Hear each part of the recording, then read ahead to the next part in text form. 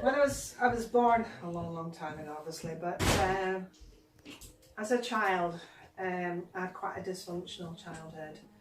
My dad left my mum when I was 4. I went to live in Scotland with my grandma and my granddad because my mum wasn't able to look after me very well. She had repeated mental health problems. I did see her periodically throughout. I lived in Scotland till I was 8. I was had a lot of problems really, because in those days there was no children without parents. Everybody had a parent. I was the only one. I was the odd one out in the 60s. So everybody around me was different. So that just made me stand out like a sore thumb. I never had any friends. They just ostracized me because I was different. I had nothing in common with anybody. I was an only child as well.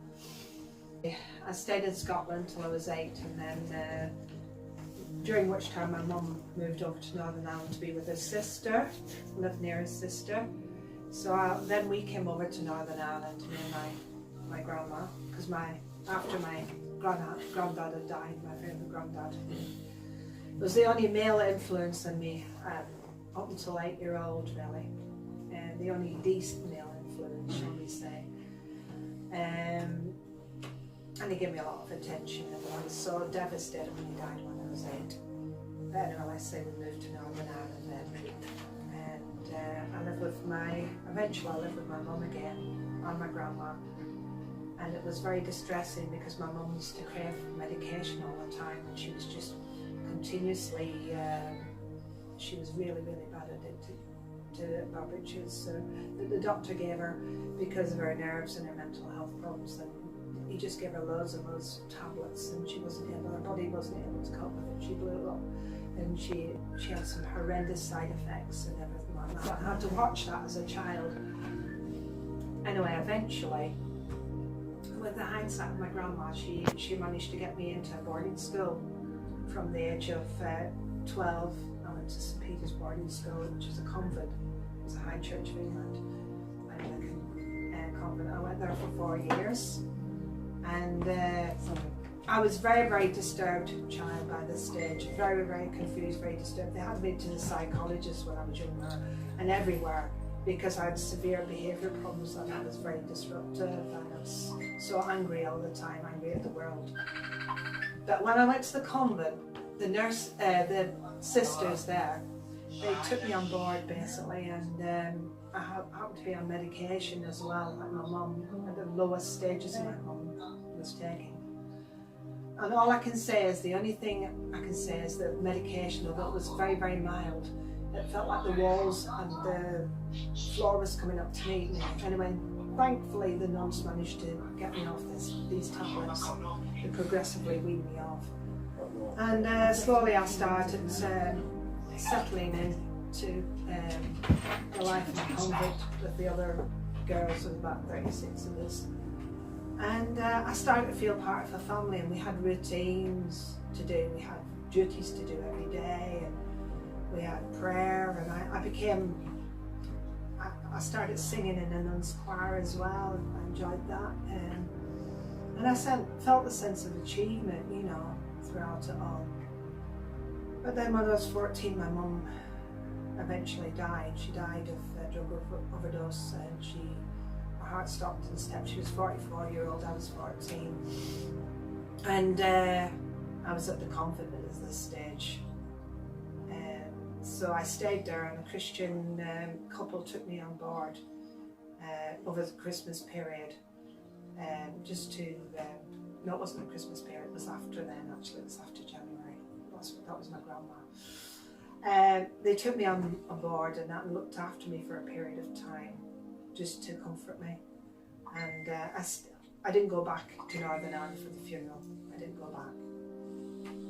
Anyway, I went back to see my grandma in the summertime, and then later on in the year, November, the same year, my grandma died as well.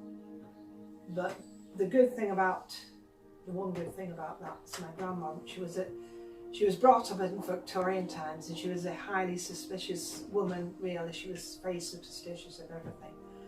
And she came to the Lord on her deathbed, and I have knowledge of that because somebody told me about it, and they said she got tremendous peace from it.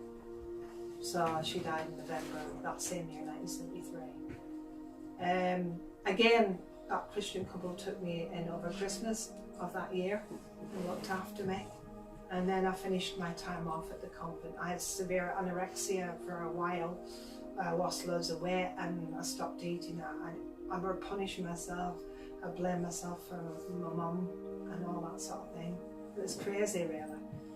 I got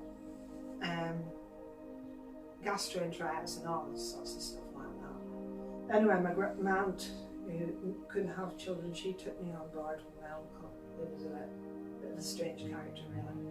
So I went to live in Eden in Northern Ireland, and when I'd left the convent, I went to live with my aunt and my uncle. And my uncle wasn't very keen in the idea of a teenage lass being there in the house, so my aunt, she became ill. She got cancer, and I watched her sort of progressively got worse and worse in the house. She died when I was 18. And after that, on the Christmas day, my uncle got rid of me out of the house because he said that I burned the turkey.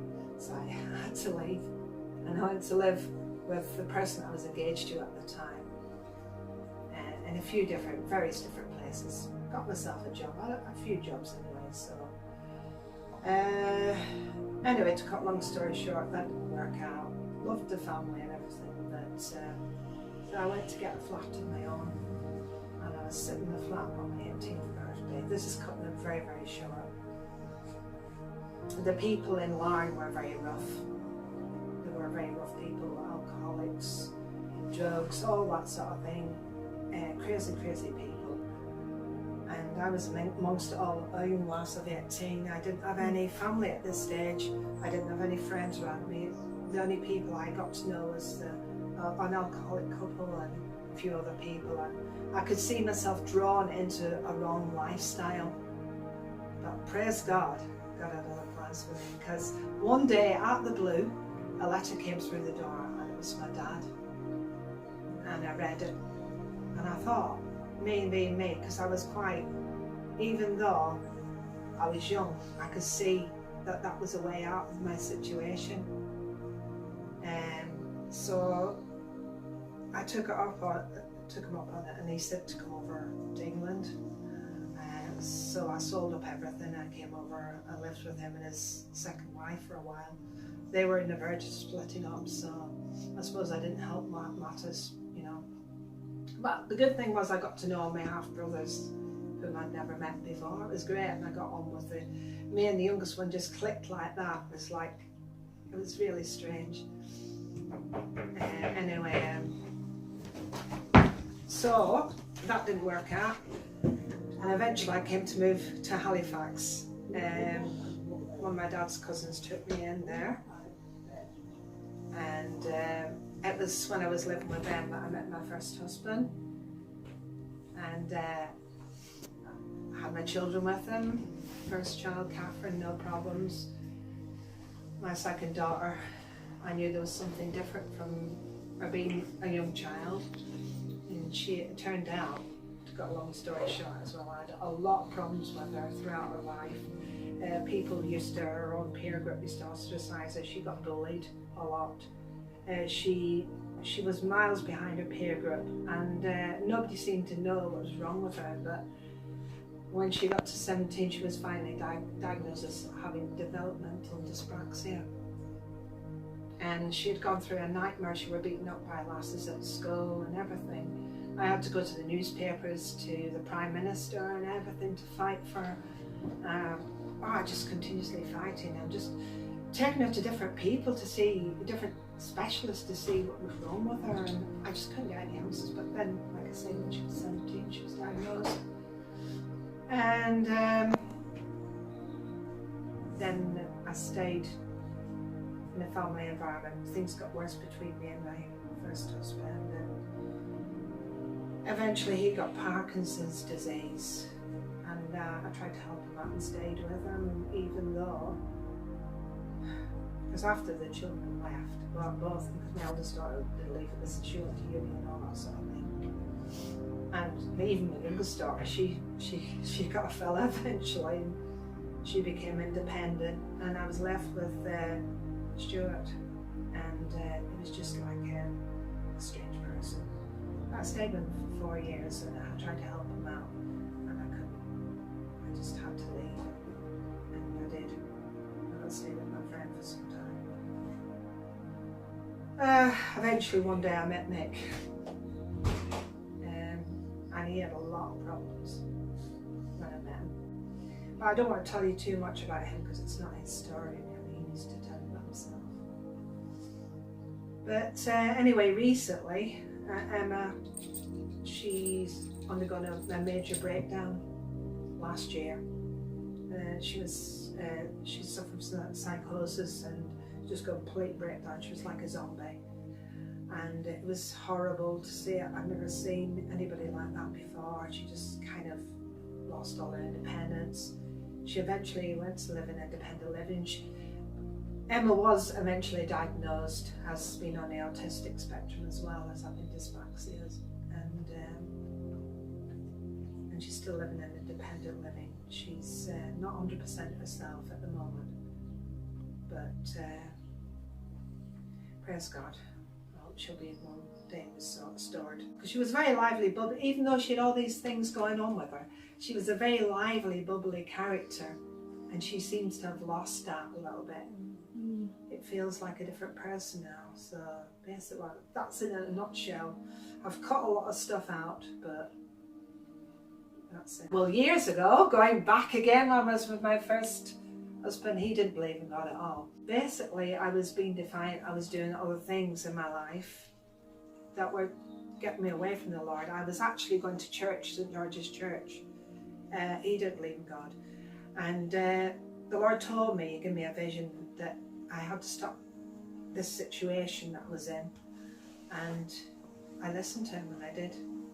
Because he wouldn't heal me from the past. Because I was a very hurting child from all these things that had happened to me with my dad and everything. It was just all this pain. But eventually when I did obey him, after some period of time, I met with this lady from church, this lay reader, and she prayed with me over a period of about six weeks. I gradually got healed bit by bit, and each stage I wrote a poem. I wrote a poem for my healing. And then the very last stage of my healing was to do with my dad. It took a few times, that did. And it was like a roots that needed lifting up, and it did. It just lifted. And when everything had completely gone, the peace of the Lord that passes all understanding just came down into me. And a few weeks ago, I was asking for the gift of the Holy Spirit, and I wanted a desire to speak in tongues. And some people in St. George's Church prayed with me, and the Holy Spirit came upon me in the evening. It was like a rushing wind, and I spoke in tongues the next day.